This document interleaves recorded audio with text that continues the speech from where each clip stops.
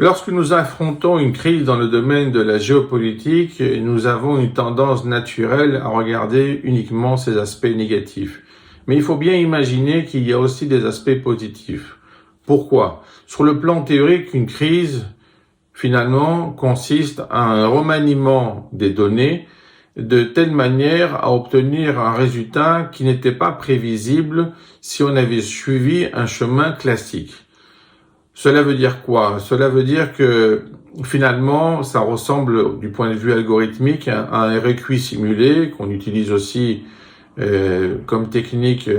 dans les algorithmes génétiques, c'est-à-dire en fait, on va apporter un peu de bruit pour augmenter le degré de liberté du système, pour qu'il ne soit pas bloqué sur une situation qui peut sembler parfaite, mais qui ne l'est uniquement qu'au niveau local. Donc, une manière d'approcher une solution qui serait globalement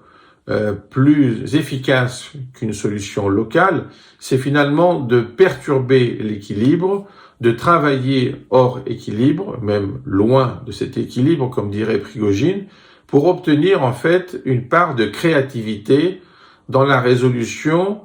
des nouvelles données. Donc, c'est une façon certainement non orthodoxe de faire, c'est certainement une façon difficile à appréhender quand c'est la première fois que l'on l'étudie, mais sur le point de la recherche, on voit que c'est une technique efficace, l'informatique le prouve, l'intelligence artificielle le prouve aussi, mais on pourrait dire aussi que du point de vue purement mathématique, comme l'ont prouvé des mathématiciens comme Grothendieck, c'est une manière de voir les choses totalement différente qui nous permet finalement de trouver une résolution qui n'était pas prévisible, peut-être même pas permise s'il n'y avait pas eu cet aspect conflictuel. Donc il faut bien réaliser qu'il est possible de valoriser et de considérer qu'une crise peut être une valeur ajoutée à partir du moment où on sait la gérer de manière stratégique. Donc cette gestion va nous permettre d'avoir de nouveaux éléments, peut-être même de nouvelles heuristiques qui vont permettre de résoudre des problèmes plus profonds et pas simplement de résoudre un problème de surface. À partir du moment où cela est possible,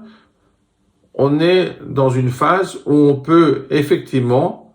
discerner dans une crise l'aspect positif de celle-ci et l'exploiter de manière intelligente pour aller